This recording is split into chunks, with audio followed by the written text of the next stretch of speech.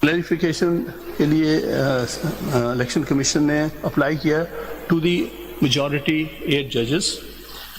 14/9/2024 کو یہ جو کلیریفیکیشن دی گئی. یہ آپ پیج 338A سے لے کے 38D تک ہے. آپ اگر کیس میں آپ دیکھیے گا کہ 38A پیج سے لے کے 38D تک یہ آرڈر موجود ہے 8 ججز کا.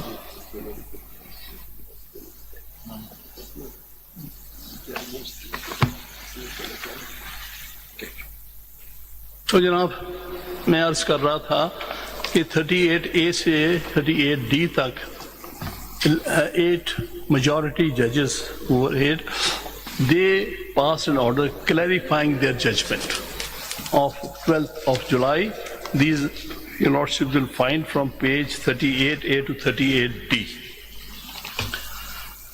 اس کے خلاف they have come in before this honorable court against this order. So up to that date they had been clarified. یعنی اگر کہتے ہیں کہ ہم کیوں نہیں اس پہ عمل درآمد کیا، اول تمام تو 12/7 کو ہی کرنا چاہیے تھے فوری بات، لیکن اگر ان کو کوئی کنفیوژن تھا تو 12 نومبر ہے نا، 12 ستمبر ہے نا، 14 سپٹمبر کو وہ بھی کلیئر ہو گیا. انہوں نے یہ ججمنٹ دے دی کلیئرلی اور اپنی کلیریفیکیشن جاری کر دی. اس کے خلاف یہ یہاں پر آئے. اس کے بعد کچھ اور ایونٹس ہیں جو میں بریفلی کہہ کے پھر میں آپ کی اجازت سے کل پھر اپنے جو آرگیومنٹس ہیں وہ پیش کروں گا. کل کمپلیٹ کر لیں گے آپ؟ کوشش کروں گا. اچھا میں یہ بات کمپلیٹ کروں. پہلے بات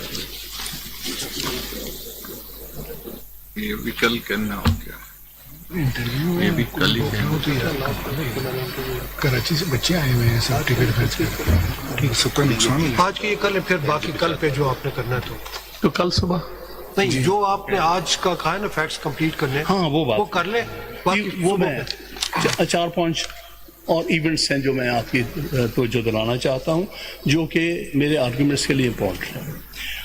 جیسے عرض کیا کہ ججمنٹ جو ہے 12 جولائی کو پاس ہوئی تھی، اس کی ریویو پٹیشنز آ گئی تھی، لیکن some how those were not fixed.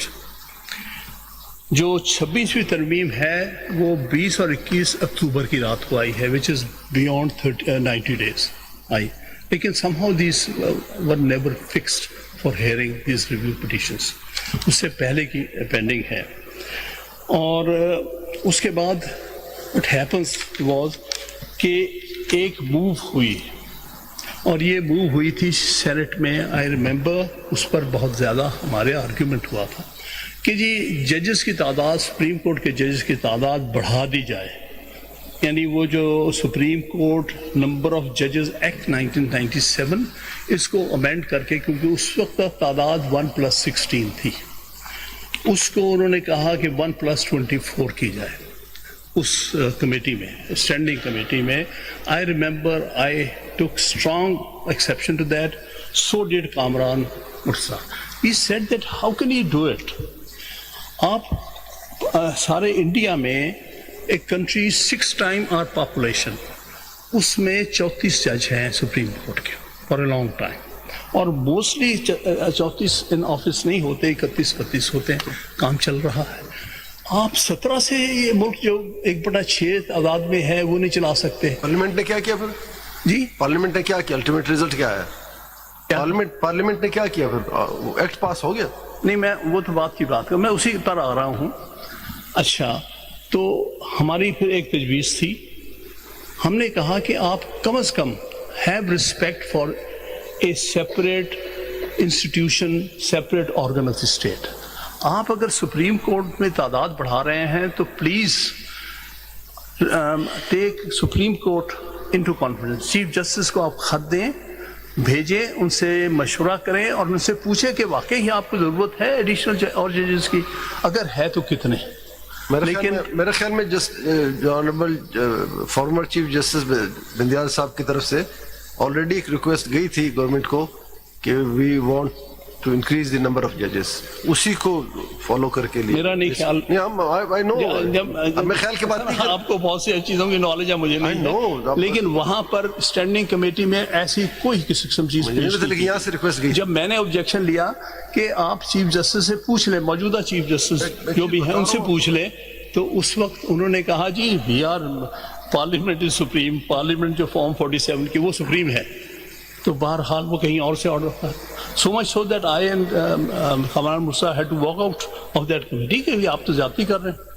بہرحال جو اگلا اس کے بعد ہوا ہے، اس کے بعد یہ کیس جب پیش ہوا ہے before the senate and also before the national assembly, we were surprise, رات کے وقت کہیں پیش کیا گیا اور سڈنلی پتہ چلا کہ جو لا منسٹر صاحب ہیں وہ کہتے ہیں کہ نہیں آپ اس کو 17 سے 25 نہ کہیں، 17 سے آپ 34 کر دیجئے گا. سو اس وقت ربر اسٹیمپس ہی بیٹھے ہیں نا، انہوں نے ربر اسٹیمپ لگا دی. تو that is how the court size has been increased at least 6 time, at least twice the size. We are now at least can match a number Indian supreme court. اس کے بعد پھر یہ 1 نومبر کو یہ لا پاس ہوا ہے، 1 نومبر 2024 کو.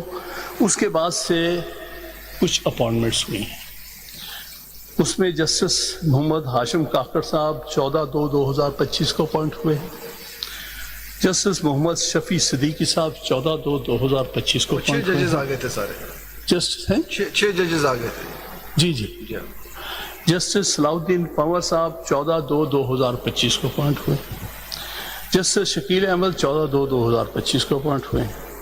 جسٹس عامر فاروق صاحب 14/2/2025 کو اپوائنٹ ہوئے.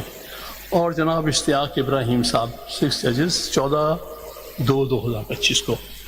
اور جسٹس علی باقر نجوی صاحب بعد میں 11/4/2025 کو اپوائنٹ ہوئے. اس طرح سے 7 ججز have been appointed under the amendment that was brought in. اب سمجھ میں آیا ہمیں کہ why the case was not earlier fixed. میں نے اس دن اعتراض کیا تھا اور آپ نے غصہ کیا تھا کہ آپ نے 6 مئی کو فکس کیا ہے، 12 جولائی والا. دیکھیے آج مجھے سمجھ آ گئی کہ جب تک اس میں کورٹ کی پیکنگ نہ ہوتی کیس نہیں ہوتا. دیکھیے مگر آپ نے کبھی آپ کا یہ اسٹانس تو نہیں رہا کہ یہ ججز ریکیوز کریں؟ سنیے خان صاحب، اس کا میرا اسٹینس یہ رہا ہے کہ یہ بینچ پراپرلی کانسٹیٹیوٹڈ نہیں ہے. خان صاحب جو بات آپ نے کی ہے نا اس کا جواب سن لیجئے. فکسیشن کے لیے کمیٹی میں کیس پیش ہوا اسی وقت جب یہ review petition I. 2 of the members انہوں نے کہا کہ نہیں ہم چھٹیوں میں یہ اس لیے کہا تھا کہ کچھ چیزیں آپ کے گھر کی ہیں، کچھ چیزیں ہمارے گھر کی ہیں. تو لیکن وہ پھر اچھا نہیں لگتا. جیسے بہت ساری انفارمیشن مائی بردر انہوں نے فرسٹ ہینڈ انفارمیشن تھی آپ کو بتائی. میں ایک واقعہ سنا دوں، اگر اس کے جواب میں.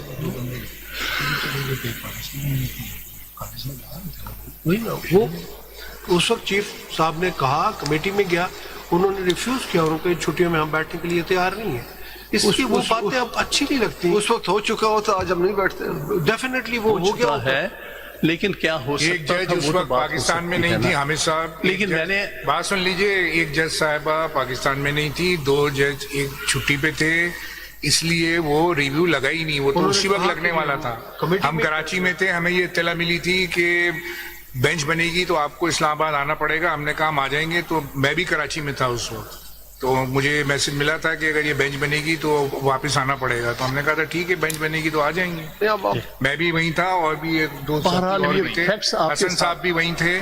نہیں یہ جو آپ کہہ رہے ہیں نا لگا نہیں لگا، اس کا دیکھیں یہ تو اس وقت ہی لگ جاتی، بات ختم ہو جاتی. اس وقت تو نہ 26 امینڈمنٹ تھی، پریکٹس اینڈ پروسیجر کا لا اپنی جگہ موجود تھا.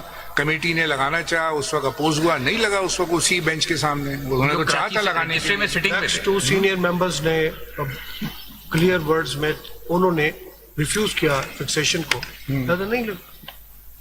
ایک بات یہ ہے کے انٹرنل سچویشنز ہوتی ہیں, کچھ چیزیں جو ہیں وہ they are of paramount importance, اور اس میں میں آؤں گا اس کے اوپر. یہ فیکٹ میں نے اس لیے نہیں بیان کیا کہ میں کسی جج کی اپوائنٹمنٹ کو I am taking exception to, and I don't want any one to take it personal, لیکن ایک آرگومنٹ پہ بیس کرنا ہے اس کو. کیوں اس کے جو فیکٹس سامنے جو آ رہے ہیں اس سے کچھ نتائج نکل رہے ہیں, وہ کل میں آپ کو پیش کروں. خان صاحب ہم تو دیکھیں we are bound by the constitution.